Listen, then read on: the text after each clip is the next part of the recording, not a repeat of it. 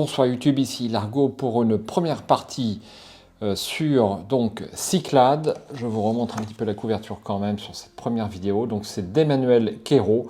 Si le livre vous intéresse, vous pouvez l'acheter aux éditions Alconost.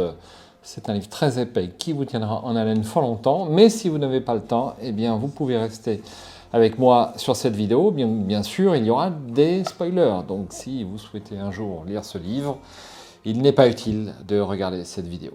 Pour ceux qui restent, eh bien, j'ai choisi comme personnage, quelques viewers ont choisi pour moi, donc c'est pas celle que j'aurais pris initialement, mais c'est Antienera, l'Amazone. On va jouer en niveau épique, elle a une santé initiale, donc ici en égal. Donc il y a des niveaux de santé un peu spéciaux dans ce jeu, bon ça va grosso modo, ça va de 1 à 5. Mais bon voilà, il y a des signes un peu à la grecque quoi. Et on a 7 en héroïsme, plus 2 pour les épreuves mentales et plus 1 pour les épreuves physiques. On a 7 points d'héroïsme. Je rappelle que les points d'héroïsme vont nous permettre de triompher plus facilement de nos adversaires ou plus facilement des épreuves qui nous seront imposées, que ce soit des épreuves mentales, physiques ou diplomatie. Voilà, et puis pour l'instant on n'a rien du tout et aucune muse. J'ai mon petit plan là-bas. J'ai mon petit carnet de notes et puis pour finir, eh bien, je me suis fait 2 aides de jeu. Donc mes tableaux de combat en plastifié, comme ceci. Alors, ça brille un petit peu. Donc, je rappelle que selon le niveau de santé, eh bien, d'Antienera et le niveau de santé de mon ennemi, le résultat du jet de dés va donner des résultats différents. Donc dans ce jeu-là, apparemment, il faut profiter du fait qu'on est en bonne santé pour mettre le premier coup. C'est très important, semble-t-il. Et donc on n'a que 4 tables, puisque il n'y a que Brasidas qui peut avoir une santé supérieure à celle-ci, c'est-à-dire une santé à 5. On ne peut jamais dépasser le niveau de santé initial. Et puis une deuxième aide de jeu, c'est bien la navigation. Donc on ne l'a pas lu encore, donc c'est... pas besoin pour l'instant de s'y attacher plus que ça, mais au fur et à mesure que l'on va se balader sur les îles, on va devoir cocher des petites choses ici, puisqu'on ne peut pas retourner sur la même île, et puis selon que l'on voyage beaucoup en mer, on va accumuler des points d'errance, et ces points d'errance vont se cumuler sur cette table d'errance. Donc malheureusement, si on arrive au dernier numéro, je pense que le 581, ce ne sera pas bon du tout. Voilà, on est prêt à démarrer. Je vais vous répéter le premier paragraphe. Donc sur toutes les vidéos que je fais sur la chaîne, il est recommandé, enfin il est possible et même recommandé de... faire avance rapide pour les paragraphes que vous avez déjà entendus et que vous ne souhaitez pas m'entendre relire. Pour une fois, l'avance rapide de YouTube est extrêmement pratique pour ce type de livre dont vous êtes le héros. Alors c'est le début de l'aventure, c'est toujours le moment le plus excitant et on va dire le plus angoissant aussi. Ils m'ont indiqué 3 à 4 essais pour réussir en épique. Moi, j'y crois pas un instant, mais enfin, on va voir. Cyclades. Vos sandales volent littéralement sur la pente rocheuse au sol inégal et vous risquez à tout instant de trébucher. Une éventualité fatale, mais il est hors de question de ralentir ou de vous retourner. La fournaise s'intensifie, tout comme l'effroyable grondement de la coulée de lave qui vous talonne. L'air pénétrant dans votre bouche béante dessèche vos muqueuses. Votre gorge n'est plus qu'un fourneau infernal, s'auto-incinérant au rythme de votre respiration spasmodique. Un bref revers de la main vous permet d'éponger vos paupières, mais déjà coule à nouveau la sueur de vos cheveux détrempés. Ce geste fugace a quand même le mérite d'éclaircir votre vision à l'intérieur du cratère. Le dénivelé s'achève sur un gouffre traversé par un pont naturel, du magma solidifié formant comme une arche par-dessus le vide. Si vous parvenez à l'atteindre avant la rivière de lave, celle-ci plongerait dans les profondeurs. Mais un bon stade vous sépare encore de la passerelle salvatrice. Alors un stade, c'est 150 mètres. 150 mètres, c'est beaucoup. Vous venez cependant de repérer deux autres échappatoires potentiels. Une saillie rocheuse à votre gauche, sur laquelle vous pourriez vous hisser, éloignée d'à peine 150 empans et surélevée de 5 bonnes coudées. Un empan, je le rappelle, c'est 25 cm. Et surélevé de 5 bonnes coudées, une coudée c'est 50 cm. De l'autre côté, sur votre droite, un boyau circulaire.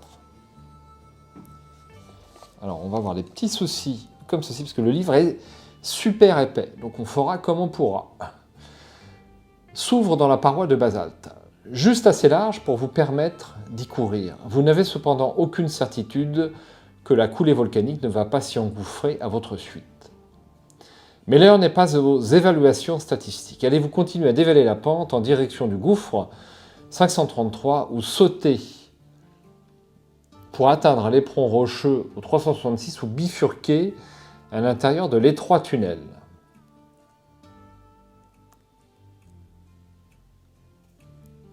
Alors, je vais essayer de dévaler la pente en direction du gouffre. Donc je vais pour ça aller au 533. Alors 533, c'est super épais, je vous l'ai dit. Ça va être peut-être une petite difficulté, on va dire, logistique. Le pont de pierre suspendu au-dessus du gouffre se rapproche. Encore un demi-stade et vous l'aurez atteint. Le sang bave aux tempes si fort que vous ne percevez même plus le grondement du magma en fusion. Hors de question cependant de perdre ne serait-ce qu'une fraction de seconde à lancer un regard par-dessus votre épaule. Soudain, un nouveau tunnel se présente à votre droite, un boyau étroit, indigne de confiance, mais que vous pourriez atteindre en seulement quelques enjambées, tandis que votre objectif initial semble encore si éloigné. Allez-vous dévier votre course pour vous y engouffrer, ou n'y prêter aucune attention et continuer de dévaler la pente? Alors là, ça sent l'avertissement. Je vais plutôt m'engouffrer dans ce petit tunnel, donc c'est le 394.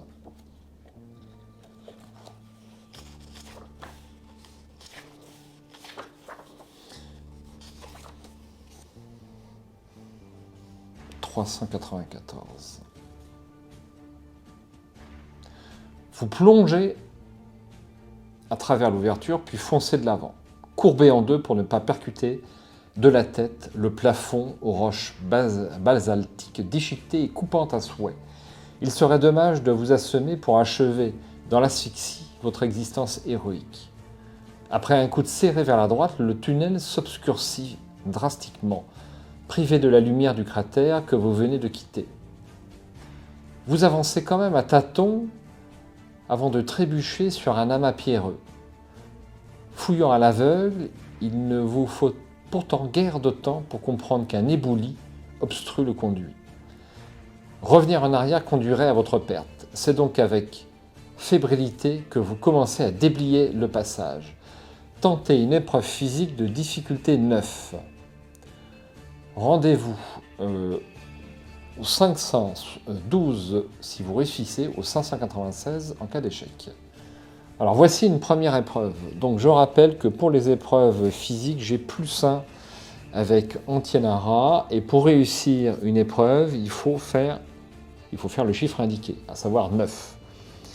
Donc je vais, je pense, dépenser des points d'héroïsme. Alors je verrai après avoir tiré les dés. C'est la particularité entre les combats et les épreuves. Avec les épreuves, on peut dépenser des points d'héroïsme après avoir lancé les dés.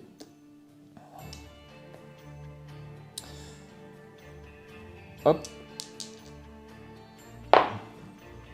3 plus 4, 7. Je vais bien sûr dépenser 2 points d'héroïsme pour réussir cette épreuve. Je passe à 5.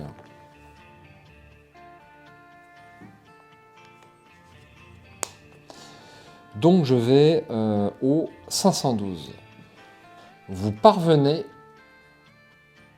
finalement à déloger une grosse pierre qui bascule de l'autre côté.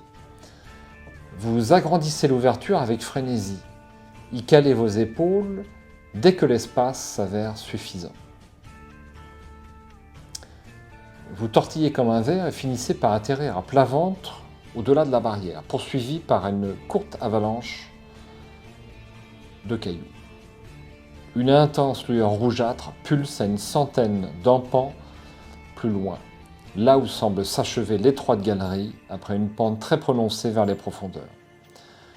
Vous vous dirigez sans attendre vers cette issue en vous retenant aux parois pour ne pas glisser vers le bas. L'immense caverne dans laquelle vous finissez par déboucher propose un sol lisse qui vous brûle les pieds à travers même vos sandales. Vous ne vous laissez cependant pas distraire par ce phénomène et examinez d'un œil circonspect votre nouvel environnement. Rendez-vous au 62. Alors malheureusement, avec le début de ce livre, je m'aperçois qu'il est trop épais pour tenir sur ma liseuse. Et franchement, c'est assez compliqué. Donc je vais malheureusement pas pouvoir vous montrer à l'image les paragraphes. Je ne montrerai que les statistiques des adversaires, les illustrations, enfin des choses un petit peu précises parce que c'est trop compliqué à filmer. Voilà, ça casse un peu l'ambiance, mais que voulez-vous, ce sont les petits problèmes logistiques de la lecture de Cyclades qui fait 10 bons centimètres d'épaisseur. Les grondements se font plus sourds ici, plus lointains. L'aspect de la caverne qui vous entoure n'est pourtant pas de nature à vous rassurer pleinement. Au moins, y voyez-vous à peu près clair. D'étonnantes colonnes se dressent à intervalles réguliers, en marbre noir, veiné d'opale et hautes de 5 bonnes coudées. Leur disposition dans la grotte n'obéit à aucune symétrie, ni logique particulière. Chacune d'entre elles supporte un intense brasier, des feux aussi vifs et lumineux que ceux en vigueur lors des cérémonies rituelles d'Éleusis. Le plafond se perd dans des ténèbres épaissies par la fumée qui se dégage de ces flammes. Plusieurs ouvertures permettent de quitter cet endroit où règne une chaleur infernale. Mais celle qui attire votre attention est un portail, à la voûte étayée par des blocs de maçonnerie parfaitement cubiques. Une silhouette campe devant l'entrée de ce tunnel. Vous vous approchez, la main posée sur votre arme. Le garde n'a qu'une apparence humaine, puisqu'il s'agit d'une statue de bronze. Une statue de phalangiste, plus précisément. Sous sa cuirasse et ses jambières luit une chair faite d'un métal gris-vert, miroitant aux flammes des brasiers. Nul œil ne brille sous la visière du casque conique, dont le cimier même imite un assemblage de plumes rigides qu'aucun vent ne fera jamais tressaillir. Vous vous arrêtez à moins de 40 empans, flairant quelque magie divine à l'œuvre. Ce soldat figé ne se trouve sans doute pas à cet endroit pour la touche esthétique qu'il pourrait apporter.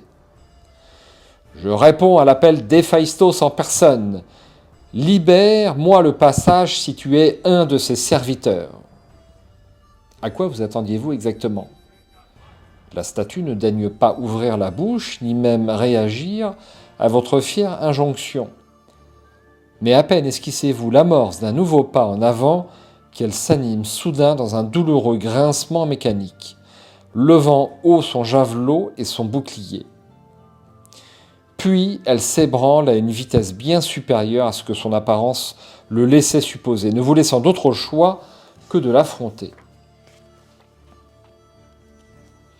Alors, voici notre premier combat. On y est déjà. Donc, je vais vous montrer les statistiques de ce soldat de bronze qui va être notre premier combat. Donc, je vais pouvoir lui décocher une flèche. Il n'a pas de modificateur de combat. Il a un niveau de santé qui est égal au mien. Consultez à présent le chapitre des règles de combat avancées qui se trouve dans les annexes. Vous y trouverez un exemple d'affrontement. Toutes les instructions pour jouer ce duel et les autres à venir dans votre aventure. Ah, ça, c'est pour les règles simplifiées, donc on ne va pas en tenir compte. puisque selon le total de points d'égoïsme qu'il me reste, eh bien, on va directement descendre le niveau de santé du personnage, mais ça ne s'applique pas ici. Donc c'est très simple, le soldat de bronze. Alors, je peux donc commencer à lui décocher une flèche. Allons-y. J'ai révisé un petit peu les règles pour tout vous dire, durant cette petite interruption. 5 et 4, 9. Donc je peux le passer à... alors leur niveau de santé, donc c'est ceci. Hop, soldat de bronze. Je me fais des petites notes personnelles. Donc je vais faire le premier assaut. Donc le premier assaut, je prends ma table de combat correspondant à mon niveau de santé actuel. Mon ennemi est, on va dire, déclinant. Je ne sais pas comment on va appeler ça. Il est sur cette colonne qui est ici. Donc, pour le blesser, pour le vaincre, il faut que je fasse 11 ou plus. Je ne vais pas dépenser de points d'héroïsme, compte tenu du fait que ma flèche l'a atteint. A noter que si je fais 4 ou moins, je vais perdre un niveau de santé. Donc c'est ça qui est très mauvais. Allez, on y va. J'ai fait 8, donc je dois décider si je joue des points d'héroïsme avant. Donc 8 avec un ennemi dans cet état-là, eh bien l'ennemi est blessé. Donc il perd encore un niveau de santé. Hop. Je continue. Donc je garde cette table puisque eh bien, mon niveau de santé n'a pas bougé. 3 plus 6 égale 9. 9, c'est donc cette colonne. Je l'ai blessé à la côte. Alors ça fait quoi blessé à la côte? Eh bien il faut que je me réfère à la table à la fin puisque je ne connais pas par cœur. Malheureusement, donc je vais vous le dire. C'est un peu laborieux ces débuts, mais c'est normal. Hein. Alors, côte, vous avez, ça fait quoi? C'est l'ennemi côte. Vous fracassez une côte de votre ennemi et la douleur ôte toute vigueur à ses coups. Son niveau de santé descend d'un cran. Donc ça, c'est OK. Donc il passe, il est agonisant. Et de plus, chaque 1 sur un dé se change en 2, et ce jusqu'à la fin du combat. Si vous l'atteignez de nouveau aux côtes, il perd connaissance et vous sortez vainqueur. Donc je note côte. Hop. Alors, je me fais une petite note à côté, je ne vous les montre pas parce que c'est brouillon. Je continue. Donc ça, c'est pas un 1, c'est un 2. 6 plus 2 égale 8. 8, alors qu'il est agonisant, eh bien, c'est vaincu. J'ai triomphé de mon premier ennemi. Rendez-vous au... je vais essayer de vous montrer la carte. Ça sera peut-être plus intéressant que cette feuille de personnage. Comme ceci. On fait avec les moyens du bord. Rendez-vous au 629. Fort heureusement, la statue était creuse. Votre dernier coup la disloque en un amas tintinabulant qui s'éparpille à vos pieds. L'arche ne vous séparait que d'une nouvelle caverne un peu moins vaste que la précédente, mais suffisante pour abriter une dizaine de personnes s'escrimant sur les outils de forge. Ici, 2 adolescents manœuvrent de concert pour activer un soufflet géant. Là, un vieillard encore musculeux plonge dans un creuset des lingots de métal jaune à l'aide de grandes pinces. Plus loin, quelques colosses couverts de sueur ne cessent de marteler sur des enclumes. Aucune femme de présente, et tous ou presque sont imberbes, de gré ou par accident, comme en témoignent certains visages partiellement brûlés. Un énergumène trapu dirige les opérations tout en donnant sans réserve des coups de marteau. Pas très grand, ni épais, mais les muscles noueux, la peau tannée comme du cuir. Il est le seul à arborer des traces de pilosité autres que capillaires, avec sa moustache et son menton fourni. Ses cheveux forment une masse noire et enchevêtrée au-dessus d'un nez d'aigle et d'yeux charbonneux. Héphaïstos. Un cliquetis métallique détourne cependant votre regard de l'être divin. Le bruit interrompt également l'activité de tous les travailleurs. Un prisonnier, aux bras reliés à la paroi rocheuse par des chaînes dorées, s'est relevé, seul à s'être aperçu de votre intrusion. Malgré ses vêtements en lambeaux et son harassement visible, il en émane une telle grâce, un magnétisme si puissant que sa seule présence éclipse toutes les ombres souterraines. Quant à son visage juvénile, aux traits doux et parfaits, il ne fait que rehausser la fruste rudesse des autres résidents. Voici l'illustration à la mode des livres dans un claireau, assez simple. Le mouvement du captif a attiré sur vous l'intention de tous. Héphaïstos pose son marteau, s'essuie les mains sur une peau de bouc graisseuse, puis s'approche à longues enjambées en dépit d'une claudication prononcée. Bien, tu es à l'heure, un bon point, car je déteste les retardataires et les tirs au flanc. Pas de difficulté pour trouver le chemin ? Votre message était clair, je sais où se trouve Terra, mais je ne descends pas au fond d'un volcan tous les jours. Et pour le garde à l'entrée, vous avez oublié de lui laisser la consigne, apparemment. Vous redoutez un bref instant de l'avoir excédé par votre répartie. Mais votre fatigue et votre propre agacement ont eu le dessus. Il vous donne une franche tape sur l'épaule tout en émettant un bruit de gorge, pouvant passer pour un rire rauque. « Bah, des broutilles. Il faut bien s'assurer que tu vas être à la hauteur de ce qui t'attend, car j'ai une mission pour toi, tu t'en doutes. » C'était plus ou moins écrit dans le message, grommelez-vous. Pourquoi d'ailleurs ne pas avoir envoyé Hermès comme le font les dieux d'habitude ? J'ai cru à une plaisanterie au départ. Le dieu se rembrumit et vous tire sans ménagement par le bras, au milieu de ses disciples pour faire face à l'éphèbe enchaîné. Je n'ai pas envie d'être la risée de tout l'Olympe. Tu as d'ailleurs intérêt à tenir ta langue sur tout ce que tu vas entendre ici.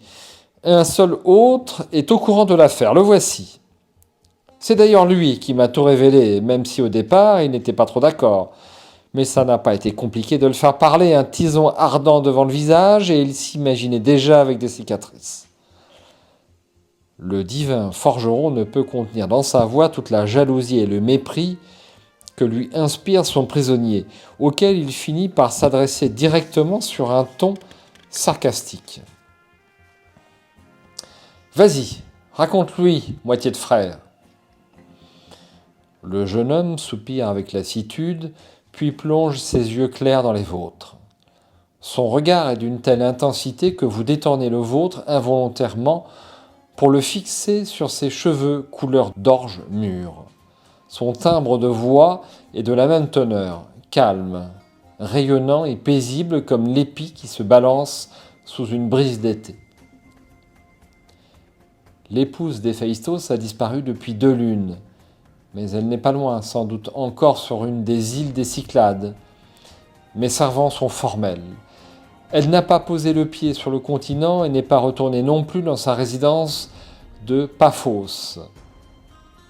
Ma meilleure prophétesse, la Pythie, a quand même obtenu une précision importante. Elle se trouverait en compagnie d'un autre mâle, ce qui en soi n'est guère surprenant, ajoute Apollon en ignorant ostensiblement le regard haineux de l'autre fils de Zeus. Ce dernier s'emporte alors et vous étreint les épaules pour vous forcer à lui faire face. Sa poigne d'airain, sans commune mesure avec son apparence, vous convainc, si besoin est, qu'il pourrait vous ôter la vie d'une simple chiquenaude. Tu vas fouiller tout l'archipel et me retrouver Aphrodite. Surtout, je veux savoir avec qui elle est. Ça pourrait bien être Adonis, cette divinité orientale qui s'est installée dans le coin. Ou encore Anchise, le fils d'Énée.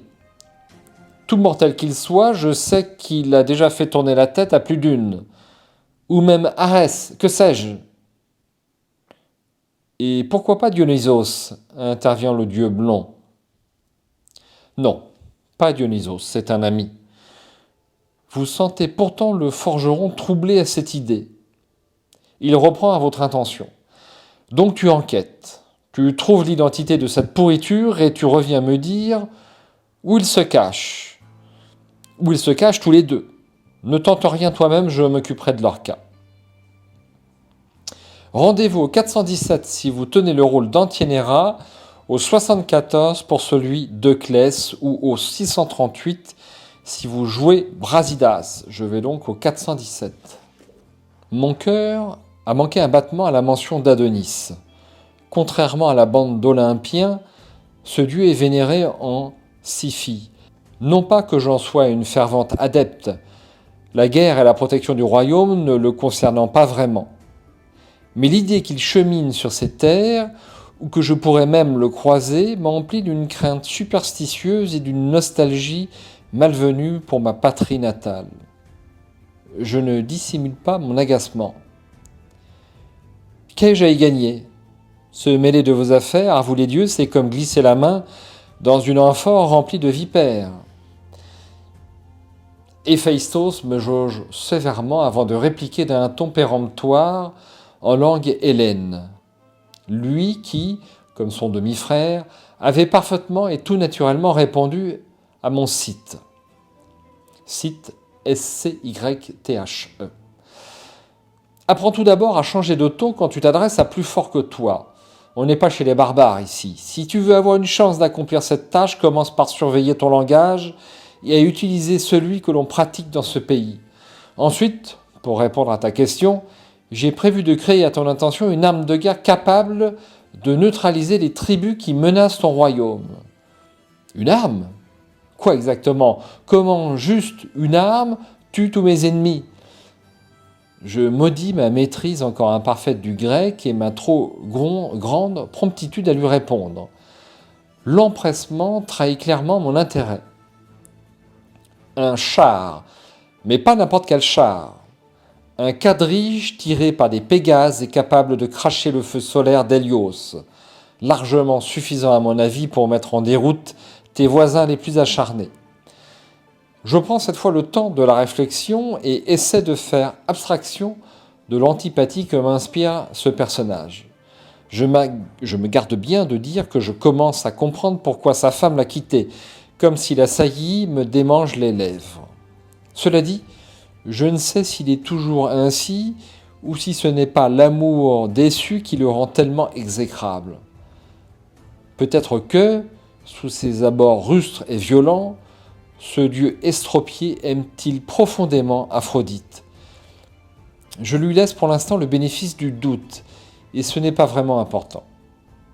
Ce qui compte maintenant, c'est de tirer le meilleur parti d'une situation délicate, mais probablement fructueuse. Je peux négocier pied à pied une plus forte récompense, ou faire mine de refuser sa proposition.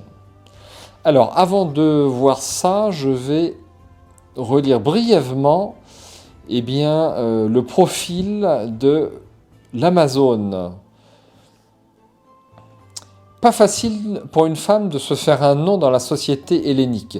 Ça tombe plutôt bien car je n'en fais pas partie. Ayant débarqué sur les côtes grecques depuis l'Orient il y a seulement 3 saisons, moi, Antienera, reine de la lointaine et magnifique city au lac nacré, je n'étais ici plus qu'une simple anonyme. Avec ma hache de guerre, au ceinturon, mon arc long en bois de cèdre et une peau de lion fièrement tendue en travers de l'épaule, j'ai provoqué l'indignation et la colère chez bien des mâles. Mais on me respecte un peu plus depuis que j'ai fait taire les plus excités d'entre eux. Antienera dispose d'un caractère bien trempé assorti à une volonté d'airain. Elle n'est pas venue ici pour trouver sandales à son pied comme certains ingénus sont prompts à le penser, et par la suite plus encore à le regretter. Elle compte revenir dans sa patrie natale, forte de ce qu'elle aurait découvert et vécu dans cette Grèce un peu trop assurée d'être le centre du monde. Grande, la peau claire, d'une silhouette élancée avec de longs cheveux flamboyants assortis au gris de ses yeux, elle dégage une sensualité sauvage digne de la chasseresse Artémis et une personnalité aussi impétueuse que la puissante Héra. Alors je comprends mieux sa position. Je vais faire mine de refuser sa proposition. Je vais au 233.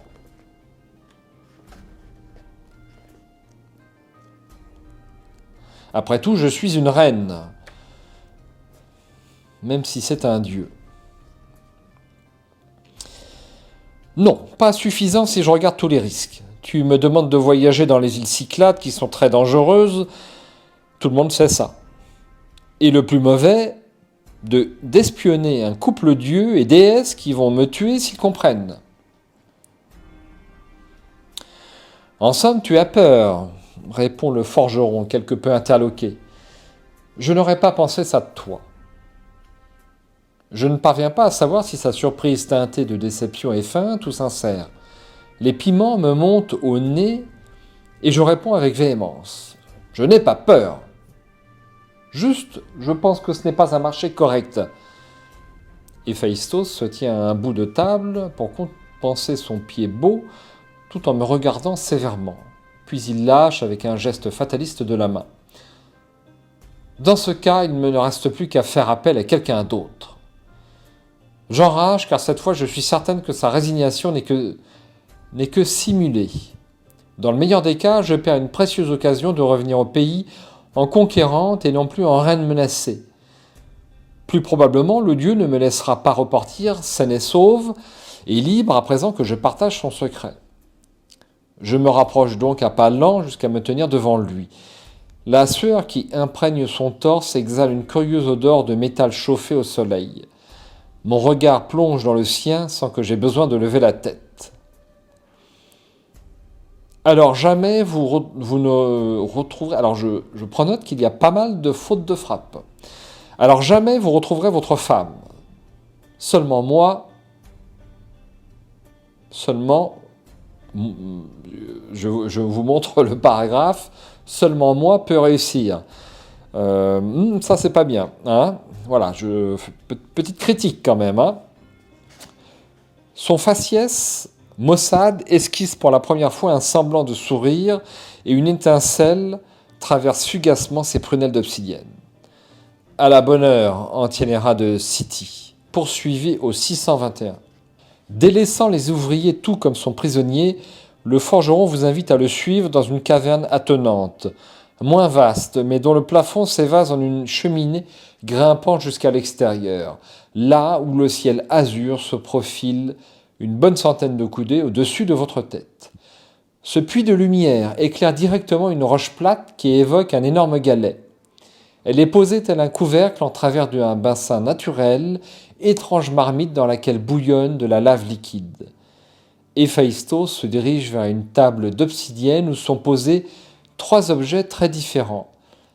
Le plus intrigant est un bloc de bois sombre et rectangulaire, entièrement cerclé d'or et orné dans un angle une petite sphère forgée dans le même métal. Vous ignorez totalement à quoi cette pièce de menuiserie peut servir. Posée à côté se trouve une amulette en or, le métal favori du dieu selon toute apparence. Elle est de forme trapézoïdale et retenue par une chaînette à fin maillon, la prédestinant à être portée autour du cou. Vous voyez enfin au bout de la table une outre de peau fermée par un bouchon de liège. On ne peut plus banal si l'on fait fi des arceaux dorés sur toute sa circonférence. Tu peux prendre quelque chose d'utile là-dedans avant qu'on monte, lance le dieu en désignant les 3 trésors. Ça, c'est une dérive éolienne. Si tu l'attaches derrière ton bateau, elle produira une légère brise à partir des courants marins, très efficace quand le temps est au calme plat, un peu moins quand le vent souffle déjà fort. Il soulève le bijou en passant un doigt sous la chaînette afin de vous le présenter, puis le repose délicatement. Tu as là l'allumette du volcan. Son pouvoir est très particulier car elle bénit son porteur, mais seulement lorsqu'elle a été passée dans des flammes vives. Pas celle d'une bougie, je parle d'un vrai feu de camp ou celui d'une grande cheminée. Dans ce cas, elle apporte du courage et la bonne fortune aussi. Tout ce que tu entreprends a plus de chances de réussir. Malheureusement, elle a besoin de temps pour se recharger. Quant à ça, il s'agit de l'outre de Dionysos. C'est moi qui l'ai façonné, comme deux autres. Mais mon vieil ami m'a aidé à l'enchanter. Elle méritait donc bien que je la baptise en son honneur. Elle permet de changer le vin en ambroisie. Mais attention, du vin pur, pas du vin coupé à l'eau ou mélangé avec des épices comme ça devient à la mode à la table des rois. Tu en as déjà entendu parler, je suppose. Pour les dieux, c'est un délice. Pour les mortels, cette boisson peut soigner les maladies et guérir les blessures. C'est un peu fort, il vaut mieux la siroter. Mais tu la supporteras toujours mieux que celle qu'on sert à la table de Dionysos. Alors, lequel prends-tu? Les trois, c'est possible? Il fronce ses sourcils broussailleux. Et mon marteau sur la tête en prime? Je me montre déjà bien trop généreux à t'en confier un. Pour ta gouverne, chacun d'eux a plus de valeur que toutes les statues réunies du jardin de Midas. Tu pourras le conserver si tu réussis. Considère ça comme un acompte. Alors, ne perdons pas plus de temps et fais ton choix. Allez-vous porter votre dévolu sur la dérive éolienne, sur l'allumette du volcan ou sur l'outre de Dionysos?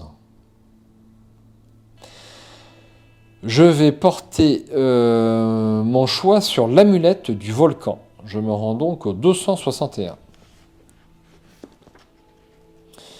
Alors, ma foi, le style d'écriture est très bon. Je suis en Grèce antique, je ne suis pas dans mon salon. C'est très net, hein, je ne m'attendais pas à une si bonne qualité. Vous prenez délicatement le pendentif par la chaînette, admirant la pureté de l'or et le travail d'orfèvre. Héphaïstos est bien un être d'exception pour créer une telle merveille à partir de ses mains cailleuses. Notez l'amulette du volcan dans vos objets. Chaque fois que vous rencontrerez les lettres, alors là je vais vous les montrer, comme ça vous pourrez me le rappeler, enfin virtuellement. Voici ces lettres. Quand vous verrez ces lettres dans le texte, vous pourrez la passer dans les flammes et utiliser son pouvoir afin de gagner 2 points d'héroïsme. Ce pouvoir ne s'applique cependant qu'une seule fois lors de chaque occasion. Maintenant, suivez maintenant le dieu au 562. Alors, je vais noter sur ma petite fiche amulette du volcan. Alors, je ne sais pas si on a beaucoup d'objets. Amulette. Volcan. Et donc, c'est ça et ça. Hop, au moins, c'est visible à l'écran. C'est l'avantage. Alors... Rendez-vous, suivez maintenant le dieu au 562.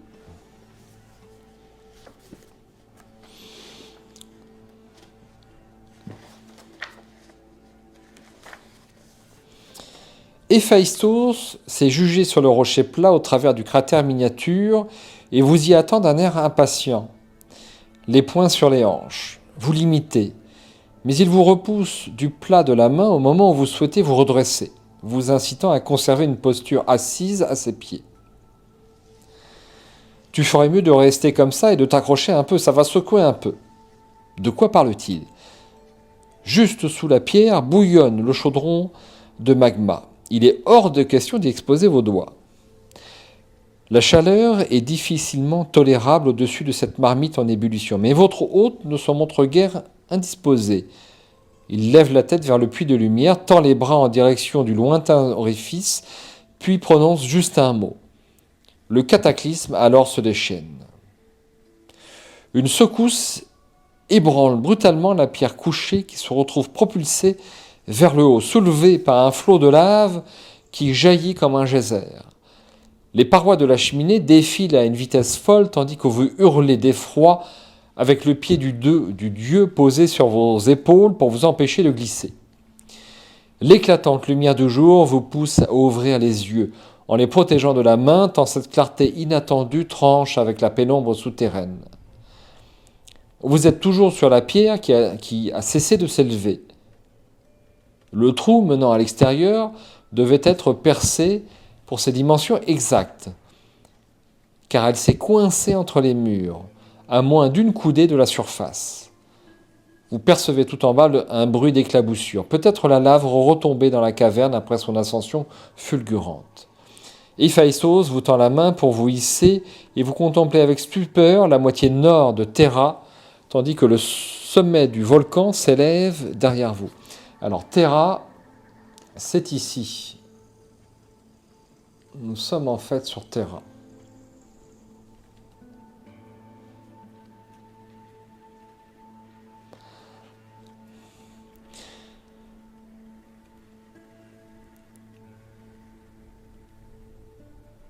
Héphaïstos vous tend la main pour vous hisser et vous contemplez avec stupeur la moitié nord de Terra, tandis que le sommet du volcan s'élève derrière vous. Les pentes pelées descendent abruptement jusqu'à un maquis poussant sur les contreforts. Puis le rivage de galets, la mer étincelante sous un soleil déjà déclinant, les autres îles qui se profilent à l'horizon. La poigne du forgeron sur votre épaule et sa voix rauque vous tirent de l'étourdissement. En suivant ce sentier, tu parviendras à une anse où un voilier t'attend. Tu y trouveras de l'eau douce, quelques provisions, une voile de rechange et des rames. Bref, tout ce qu'il faut pour accomplir ta mission. Ne traîne pas en chemin. Si mon épouse réapparaît quelque part avant que je la trouve, je perds la face à tout jamais. Donc ne lambine pas. Va maintenant. Vous ne pouvez plus reculer. Sous le regard de votre commanditaire, vous dévalez un chemin de pierres poreuses avant de suivre une piste bien dégagée à travers les broussailles. Une demi-heure plus tard, vous débouchez sur une crique tranquille abritant l'embarcation promise. Un esquif long d'à peine 30 empans, mais qui présente l'avantage de la maniabilité, surtout sans autre équipage que vous-même. Une fois à bord, vous déroulez la voile aurique en constatant qu'elle a été teinte en jaune. La brise est légère, le clapot bien calme sur l'onde. Un groupe de dauphins passe non loin. Leur dos argenté scintille par intermittence sur la mer turquoise. Il ne vous reste plus qu'à fixer la dérive éolienne à l'arrière si vous avez choisi ce don, puis à détacher l'ancre pour prendre le large. Malheureusement, non. Si votre santé était égale, alors on va plutôt citer les niveaux dont était égal. Donc là, niveau 1, 2, 3, 4, 5, dont était égal au niveau 2.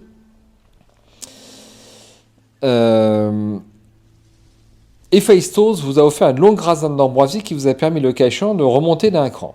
Bon, je n'ai pas eu besoin. Ainsi débute votre exploration de l'archipel. Dirigez-vous vers la section navigation qui se trouve en fin d'ouvrage.